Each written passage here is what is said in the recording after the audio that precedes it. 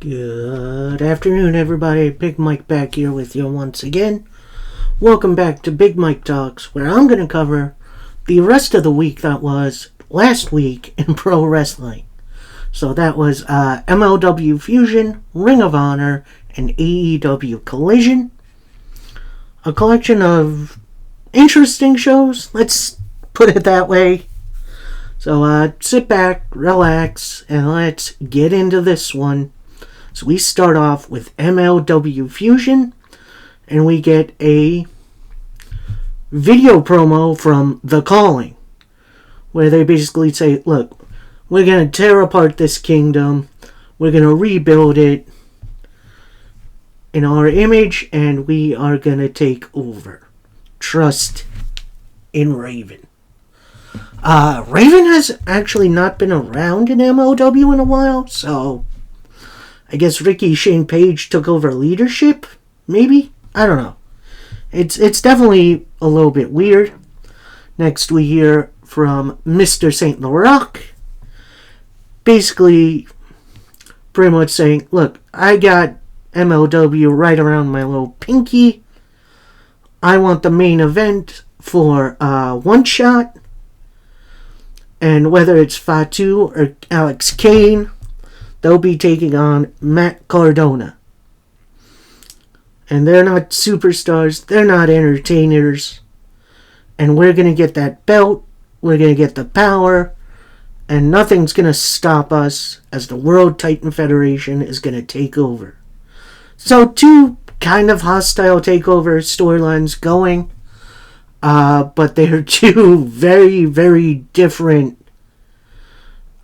feeling groups. The Calling being more of a hardcore kind of deathmatch based group, while the World Titan Federation is an allegory for the WWE.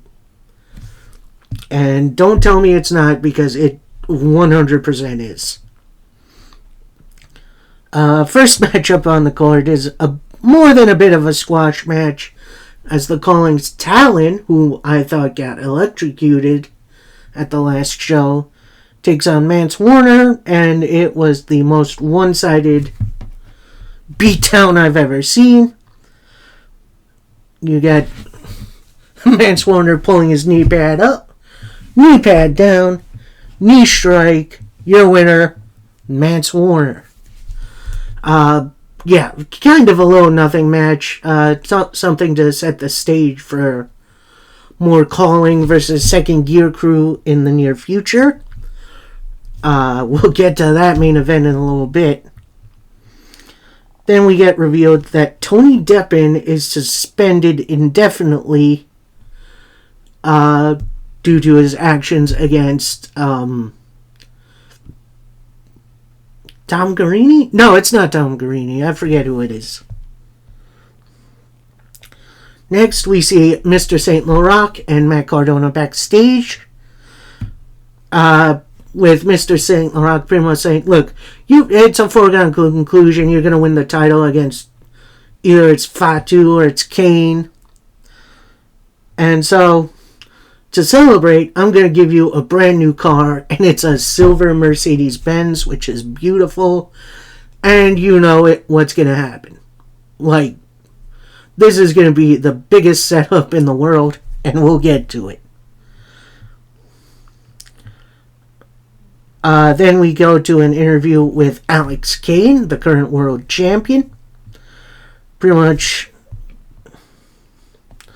calling Fatu the greatest, baddest man on planet Earth. But that was then. This is now. There's a new generation here in MLW. And it's on Boom IA. Boom IA. I know I'm not doing that well, but. So in one of the matches, it was supposed to be Mr. Thomas against Jacob Fatu. But it is revealed Mr. Thomas was attacked in the parking lot, so that match has been called off. We got a nice little vignette of Tom Lawler and his history in MLW, which is a very, very, very extensive history, actually. Speaking of Mr. Tom Lawler, we have him sitting in World Titan Federation headquarters along with Mr. St. Laurent, in which Mr. St. Laurent says, look, a lot of people think the World Titan Federation is a scam. Well, X is a scam. And Tom, you're not selling out. You're buying in. You're an incredible star, and we're going to reshape MLW in our image. At that point, Mr. St. Laurent gets a phone call. So he leaves the office. And Tom Lawler then sneaks a peek at something in Mr. St. Laurent's open briefcase, which that was his first problem. So is Tom Lawler really with the World Titan Federation? I guess we'll see in the near future. We then get another video promo from The Calling, pretty much saying, our disciples, we're ready for war. Second Gear Crew, you need to be made an example of. And we're coming at you head to head. So, pretty basic, pretty interesting. We then get a backstage interview from Jacob Fatu. Pretty much says, with this title match, I'm just trying to keep it real. And we're going to talk history. I finally know what's up. And while I do find Selena De La Renta making this match between me and Alex Kane a little weird, this is my one last chance to get the belt back, and it's coming home to this Uce.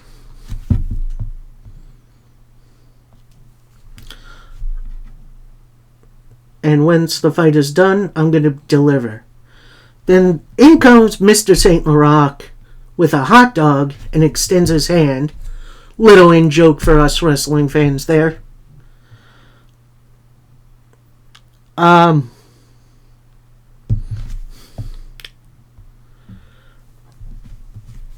Pretty much saying, look, at one shot, it doesn't matter if it's you or it's Alex Kane. Cardona's going to take that title from either one of you. And until that event, have eyes in the back of your head. And then Jacob Fatu hears about Cardona's new car. He says, that's interesting. I'm going to go see for myself. Then we get an interview from Matt Cardona, pretty much shouting out Mr. St. Laurent for bringing him to MLW. And while Alex Kane and Jacob Fatu are great competitors, they're not me. I'm the king of New York. No one has been counted out more than me, and nobody can't stop me now. And I came to MLW for one thing, and that's the title. So, nice, passionate promo from Cardona.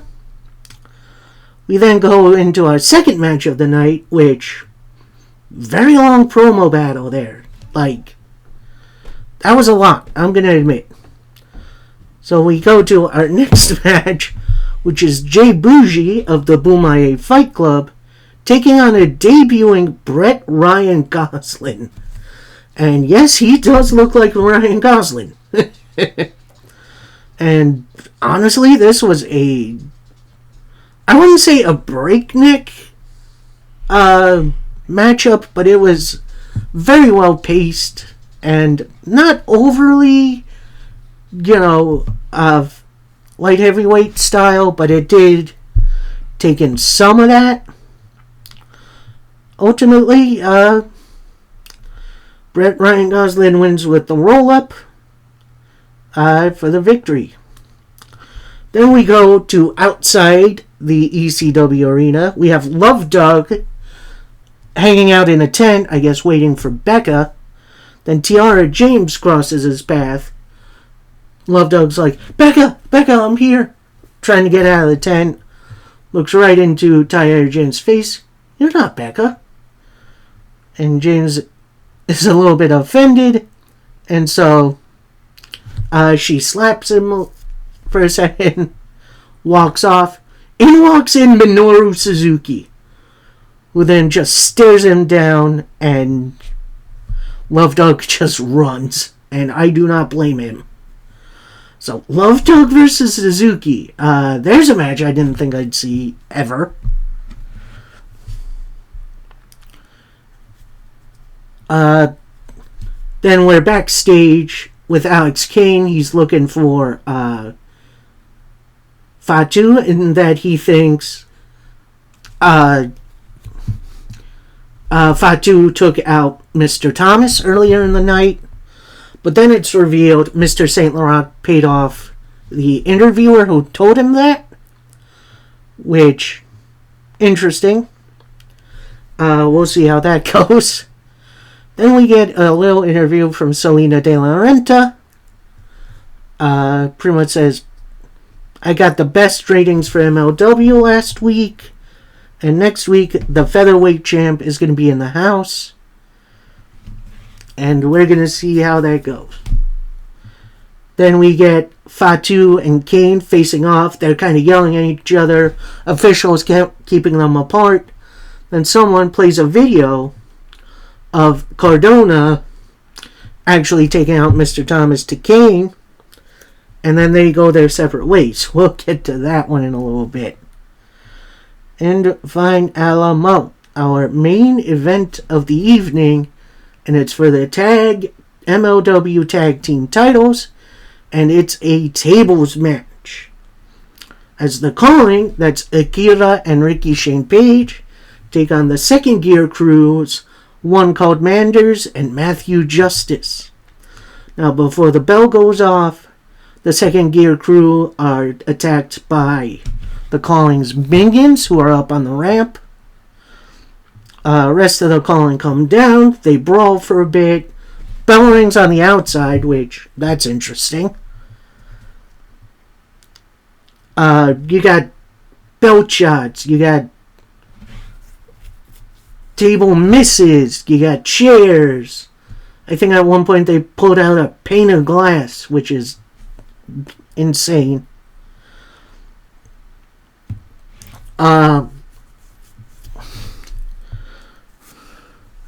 At one point, Cannonball, who is the newest member of the Calling, comes out, helps the Calling for a little bit, but then he gets taken out. And then Manders superplexes Akira through a table ringside, but then Ricky Shane Page pushes Manders through a table at ringside, so I guess it's elimination style. It wasn't really made that clear. But either way, then Matthew Justice has Ricky Shane Page on the top rope, and they both kind of fall through it at the same time, it looks like, although Manders clearly hit a powerbomb on Ricky Shane Page, but alas, it was called a draw. Manders then kind of takes out the ref for a minute. Cannonball comes back out, and the Second Gear Crew and the Calling brawl. Officials try to come out and break it up. And that's when Mance Warner comes out to help out. They run off the Calling. Then Mance Warner takes up a mic. Pretty much says, we're done fighting? Nope. Here's the deal, Calling. Mess with the Second Gear Crew, you done messed up. I got paid money to commit felonies here tonight, which, very true. Now, bring your monsters next time. Bring your monsters with the masks out here to put us down. We saw you take it. And next time we cross paths, we're going to take the violence to a whole new level. Bring out everyone you got. Hang the belts up high. And next time, buy a ticket and take the ride with us.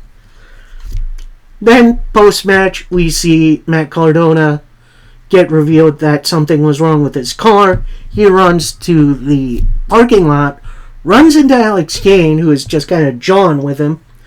Then we see Jacob Fatu in Matt Cardona's new car.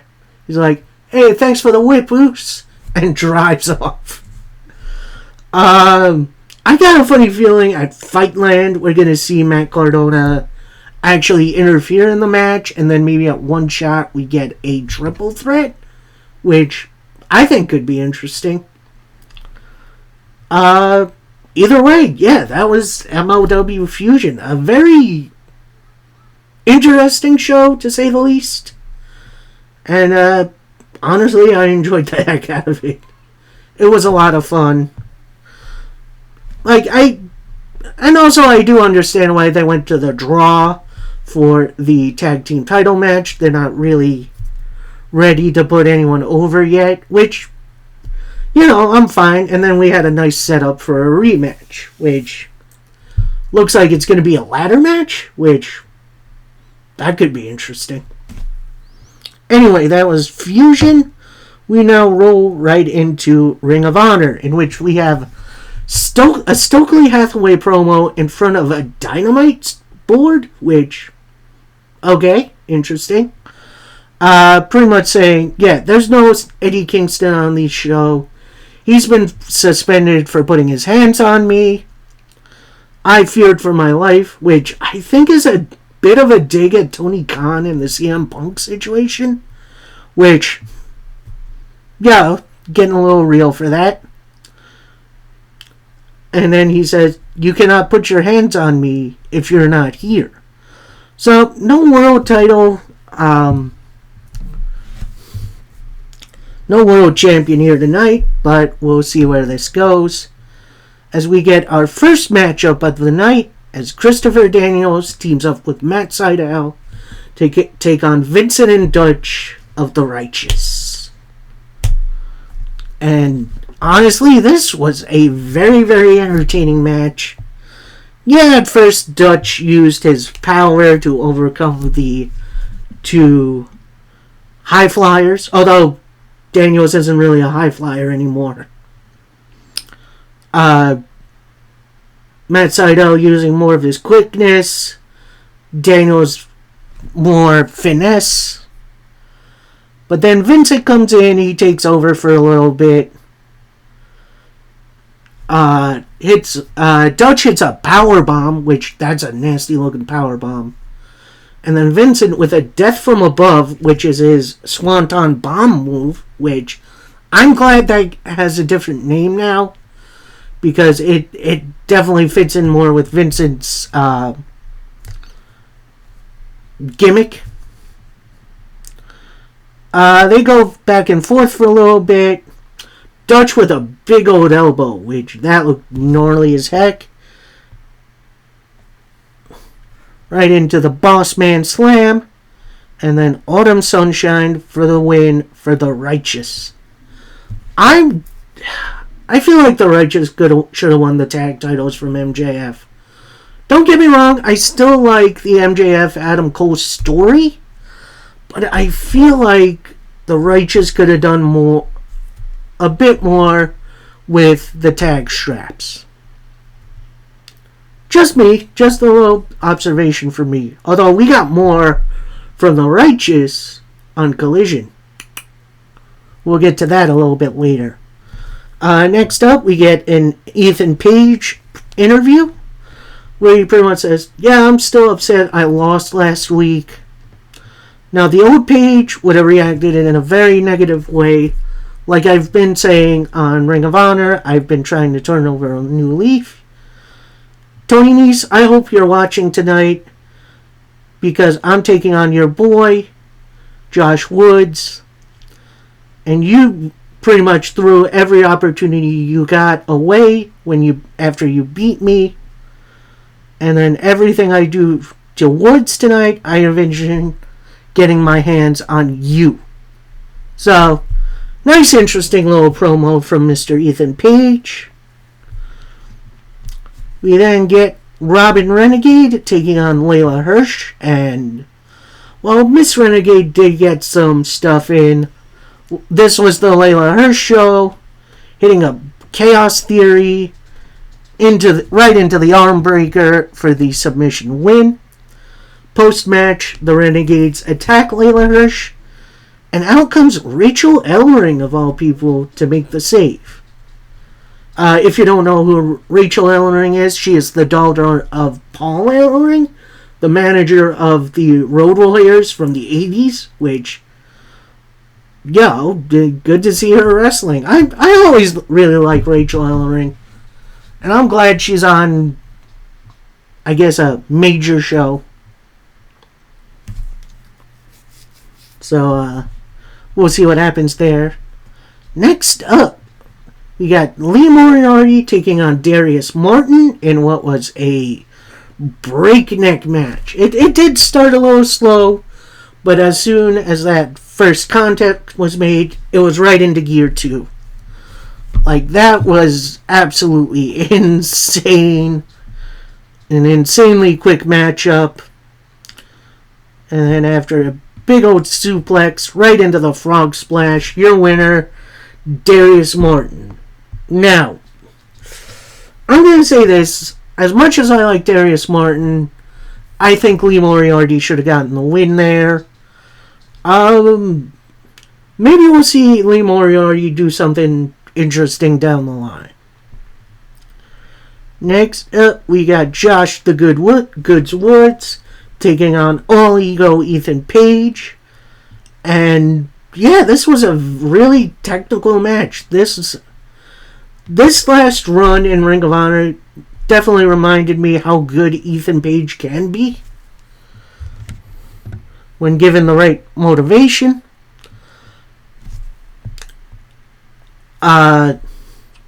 Ethan Page goes for an Ego's Edge, but Mark Sterling is on the apron. Chop block from Woods.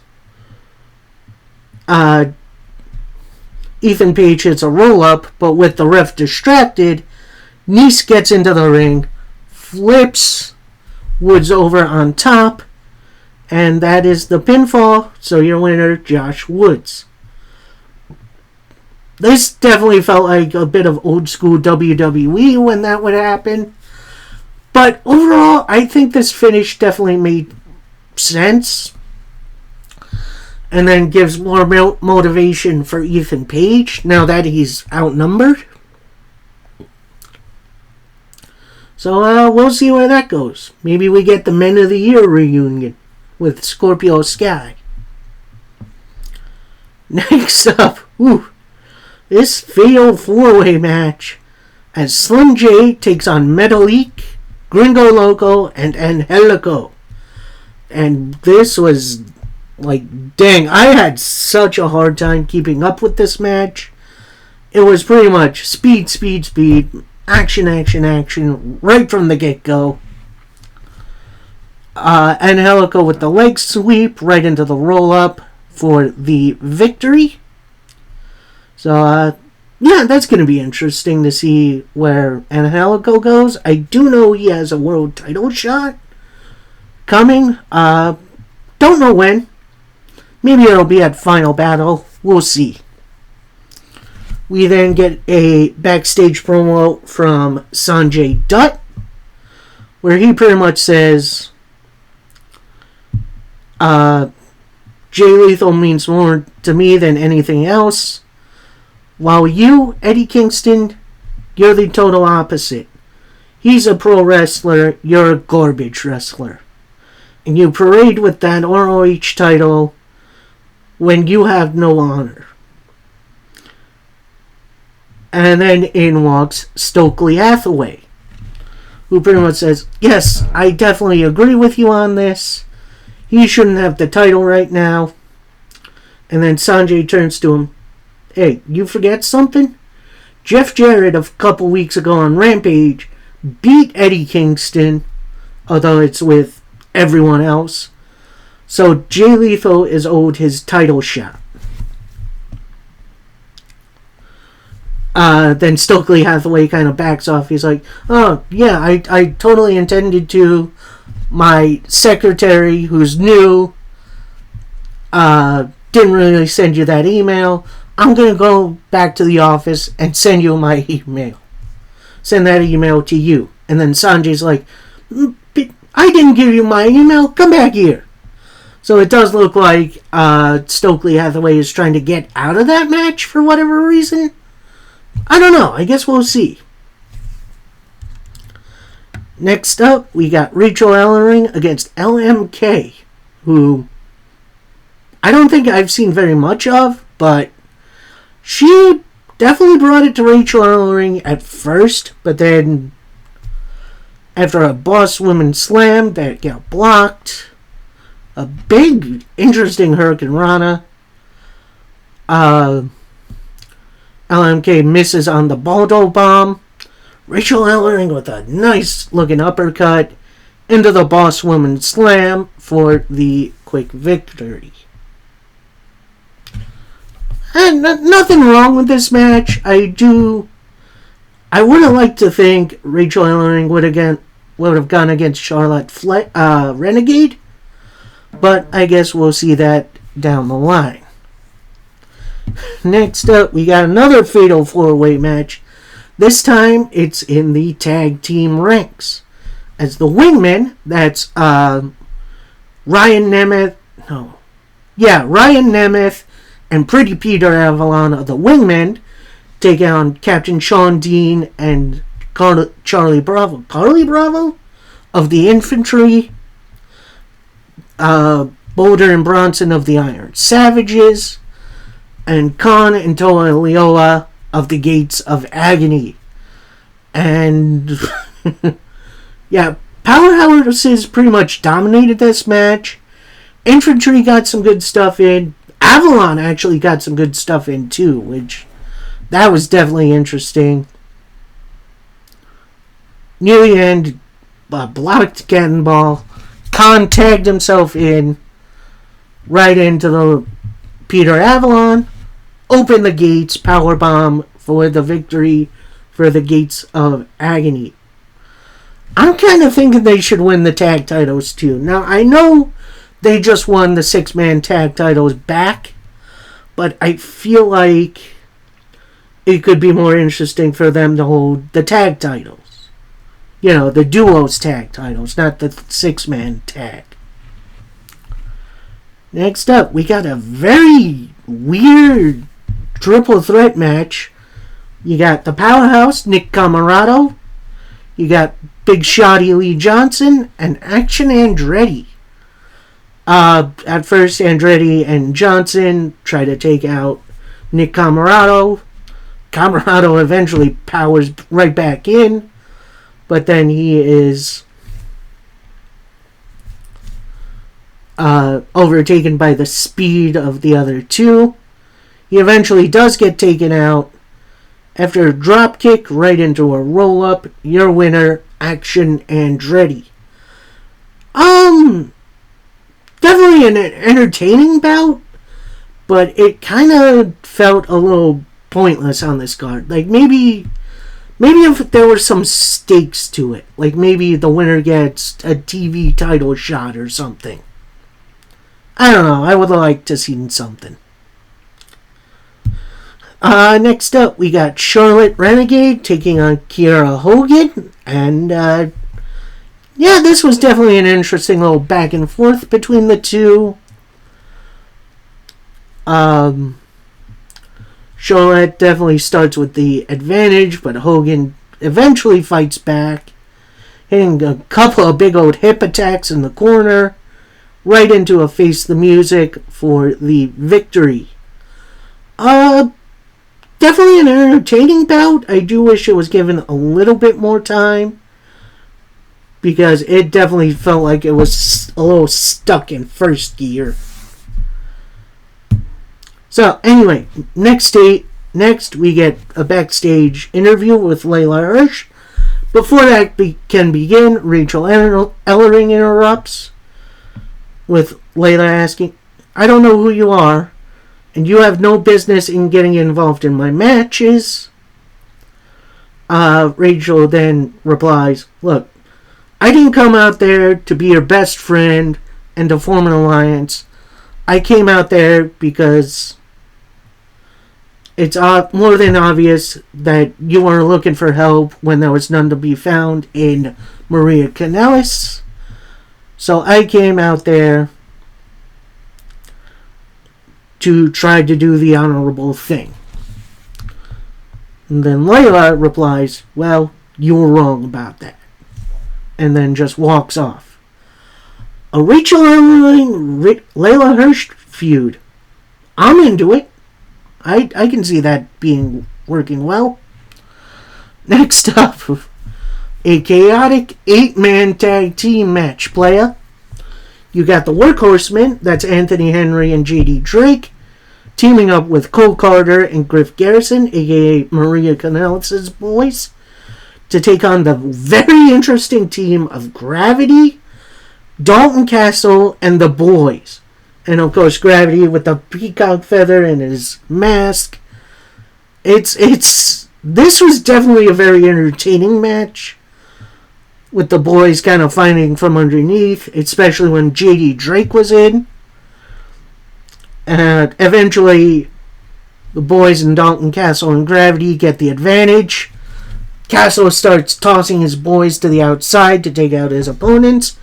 Gravity's like, me next! Me next! He goes to do it. Anthony Henry trips him out of the ring.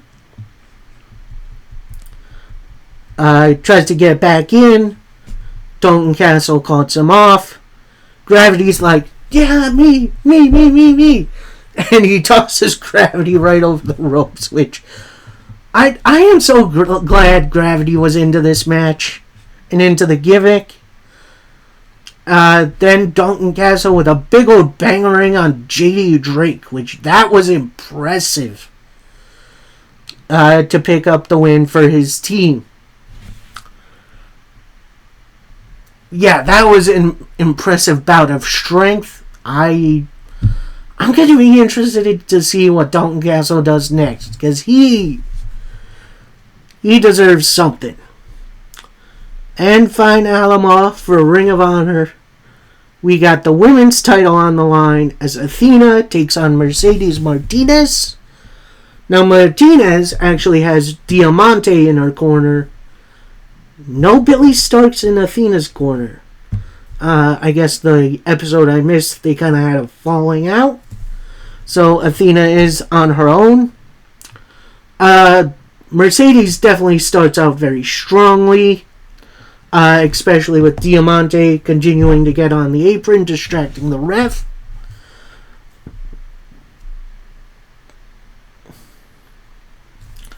At one point, Mercedes has Athena upside down in a chair set up. Looked like she was going to go for a stomp. Athena fights out of it. And then just adds a big old gut buster on the barricade.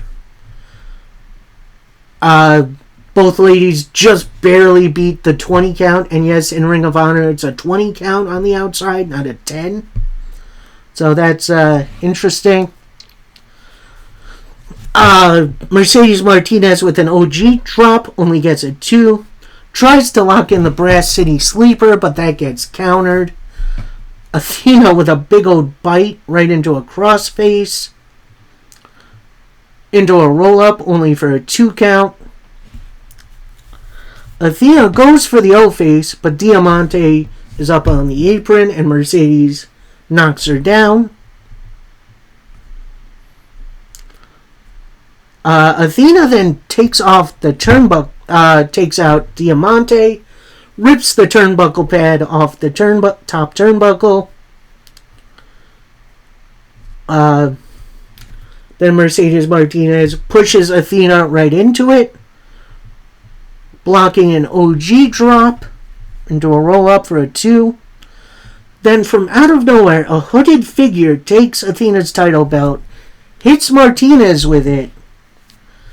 Athena with a wig splitter for the victory. And then who is under the hoodie? Oh, it's Billy Starks, who is revealed as the attacker. Then Billy gets in the ring, takes a look at the title, gets down on one knee and presents Athena with her title, unzips the rest of her hoodie, and reveals a Minion in Training t-shirt. So it looks like that group is staying together. And we'll see where that goes from there. Definitely an interesting turn of events. And yeah. Not sure where this is going to go, but I am definitely invested. And Fine Alamo. We got our main event of... We got AEW Collision, which ultimately was an entertaining little show. And we start off with, the usual lineup of vignettes of the roster talking about the matches. We get to Swerve, who is starting to talk about his match against AR Fox. AR Fox then just out of nowhere jumps Swerve. They brawl into the ring. Swerve with a backdrop on the ramp. Fox with a big old stage dive off the stage. They're in the ring. Bell rings. So that means our first match is off to the races as AR Fox takes on Swerve Strickland. AR Fox is a little bit too much for Swerve in the beginning, so Swerve rolls out. Takes a bit of a breather with Prince Nana.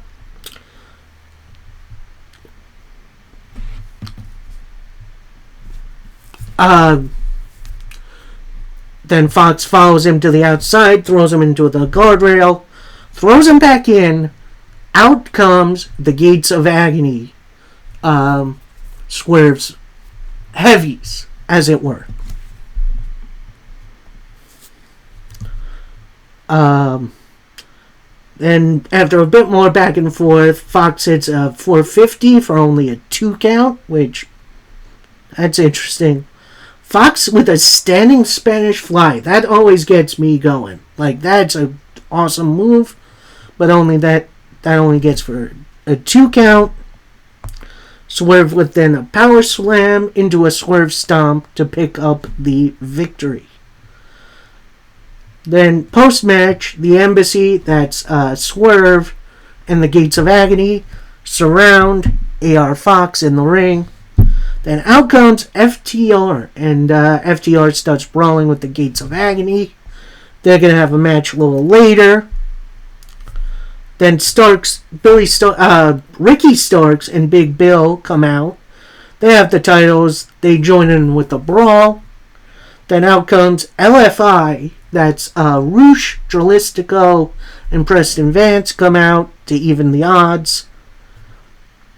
And we see the House of Black. They're in the stands somewhere, watching on. So, looks like, from what I can tell, it looks like we're going to get like a fatal 4-way or so at Full Gear, maybe? I'm not sure. I guess we'll see. We then get a little look at Daniel Garcia calling out MJF for his title match, in which that's going to be on Wednesday, and that's going to be interesting. I'm super interested in that match. We then get a little recap of MJF and the Acclaimed versus the Bullet Club Gold Stable from last Wednesday. We then go into an interview with Kip Sabian, who is pissed off at Mark Briscoe stealing his thunder. And he has a hot take. The Workhorsemen are the most underrated team in AEW. Now, Mark, go find yourself a couple of partners. And we'll have a 6-man tag later on tonight. Which, that sounds fun. And I can't... The partners are definitely interesting. We then go into the Kingdom. They pretty much squash a couple of jobbers after a aided pile driver, which that was nasty. Post-match, we have Roderick Strong getting up from his wheelchair, attacking the Kingdom's 2 opponents. And then he kind of collapses, kind of feigning his continued injury, gets helped back into the chair and rolled back up the ramp. I'm not 100% sure what that was for, but maybe we'll see Roderick Strong in another match sometime soon, because he's definitely a good wrestler. We then get a backstage Mark Briscoe interview in which he is interrupted with FTR, who's saying, look, we'll be your partners tonight, we'll pull some double duty, and we'll come help you. Mark Briscoe then retorts, look, guys, I can't ask you to do that. You got your own stuff going on, and I got a couple of fellas in mind who can help me out. FTR walk off. Interview asks, oh, can you reveal who it is? Mark Briscoe pretty much says, I cannot tell you that. All I can tell you is stay tuned. I love Mark Briscoe's mannerisms, man. I'm so glad he's back, he's healthy, and he's ready to go. We then go into this very interesting matchup as Lance Archer takes on Darby Allin. And Archer pretty much overpowers Darby Allin from the start. Darby tries with all his might to get a coffin drop, but that gets caught right into a suplex. That was impressive. Archer with a couple of choke slams. While Darby is on the outside, Jake the Snake has Darby's skateboard. Ref sees that, throws Jake the Snake out of the match. Darby beats the 10 count, blocks a choke slam, eye rake, back rake, and then a power bomb from the top rope, which gets Darby Allin the victory. And this brings out Jake the Snake Roberts with a microphone, who pretty much says, you may be the goose that laid the golden egg, Darby, but the egg is getting broken. And while I do have Lance Archer as my main piece of artillery, you don't think I'd go to war with only one gun. And this brings out the Righteous, which this alliance, I think, works really, really well. And then after the Righteous come out, Lance Archer attacks Darby Allin. So, this is going to be very, very interesting. We then get a nice little interview backstage with Chris Statlander, Willow Nightingale, and Sky Blue. With Statlander saying, look, you picked the right side. We all thought you were going to join up with Julia Hart in the House of Black. But you did well. Sky Blue then retorts, I didn't do this for you, Statlander. I did this for my friend Willow Nightingale. And Lucha is life. What the heck? And I did it for Willow Nightingale. And she walks off. Lucha is life. What is that? I guess this was an Alex Abrahantes interview.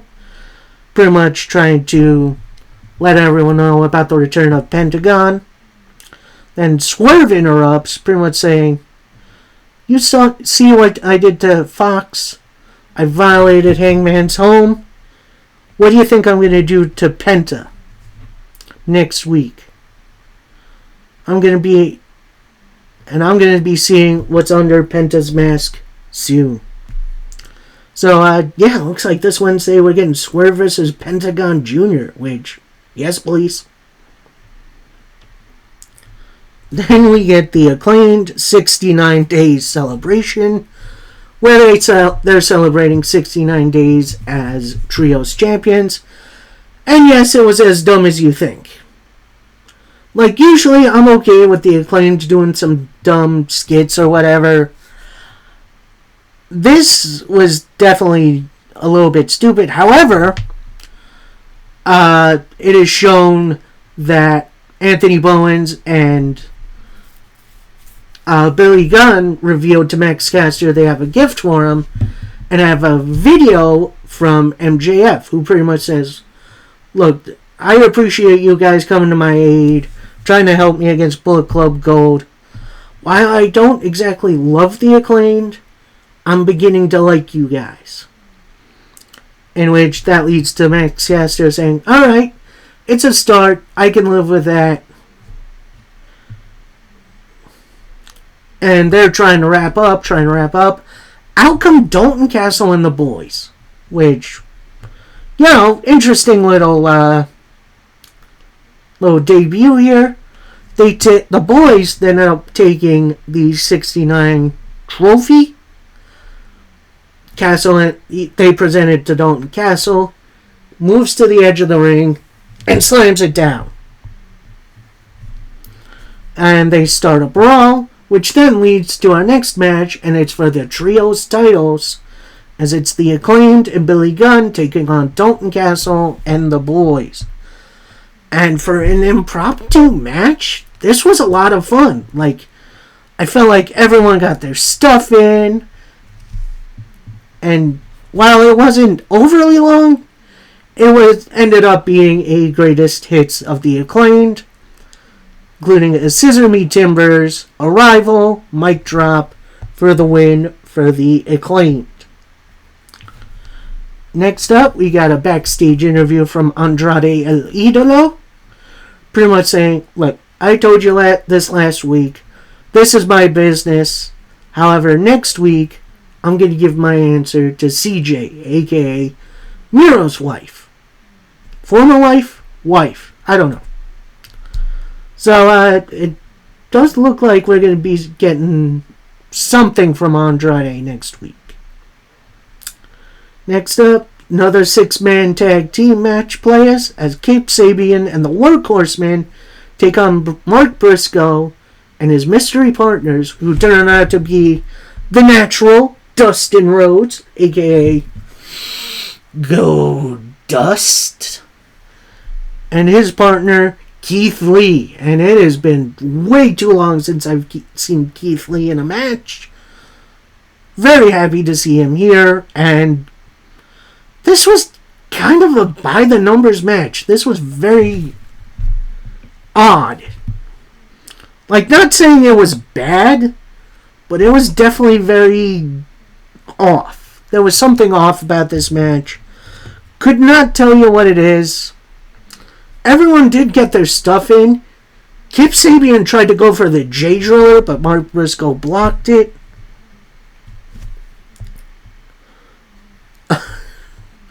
Friggin' Dustin Rhodes in the Destroyer. Man, I never thought I'd see that day again. Please, Dustin, go a little easier, man. I want to see him wrestle for a little bit longer. Keith Lee in for the briefest moment, just hitting a powerbomb, which I don't know what's going on with Keith Lee. I hope he's okay. But eventually Mark Briscoe gets in, hits a froggy bow to pick up the victory for his team.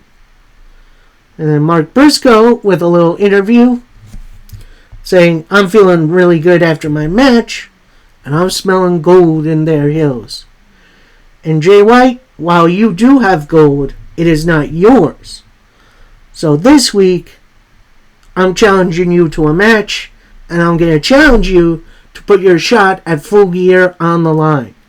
So Mark Briscoe versus Jay White, one-on-one. Again, yes please. That sounds awesome.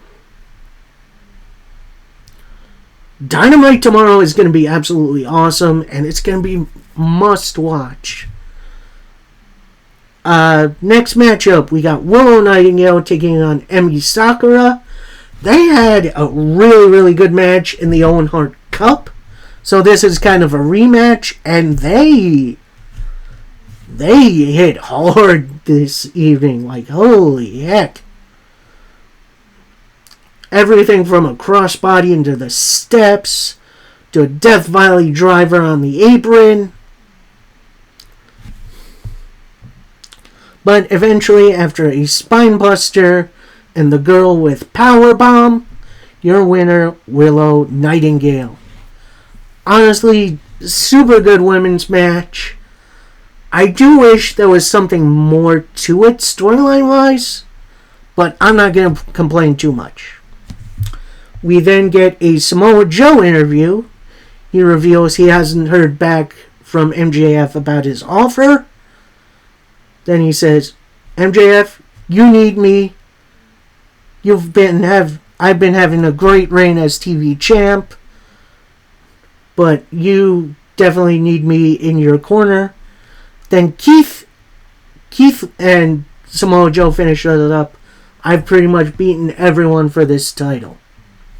Then Keith Lee comes in. You haven't beaten everyone. Let's remedy that. Samoa Joe, count me in. Keith Lee versus Samoa Joe. Hoss fight of all hoss fights. Yes, freaking please. We then get our main event of the evening. An 8-man tag team match playa as FTR, that's Dax Harwood and Cash Wheeler, team up with LFI, that's Roosh and Preston Vance, to take on Ricky Starks, Big Bill, and the Gates of Agony, that's Toa Liona and Bishop Khan. And Vance and Big Bill in at first. Big old hoss fight to start us off. A lot of quick tags in and out. A lot of good tag team action. Including Roosh helping out Dax Harwood. Cash Wheeler goes for a sharpshooter, but that gets blocked. And then Roosh going back to his Roosh ways. Just overly, a little bit stiff, but I'm okay with that. Roosh looking to go for the bullhorns. Stop short. Little kick to the face. I always love that move. That little fake out. It's just as good as Samoa Joe just kind of walking off after someone goes for a top rope move.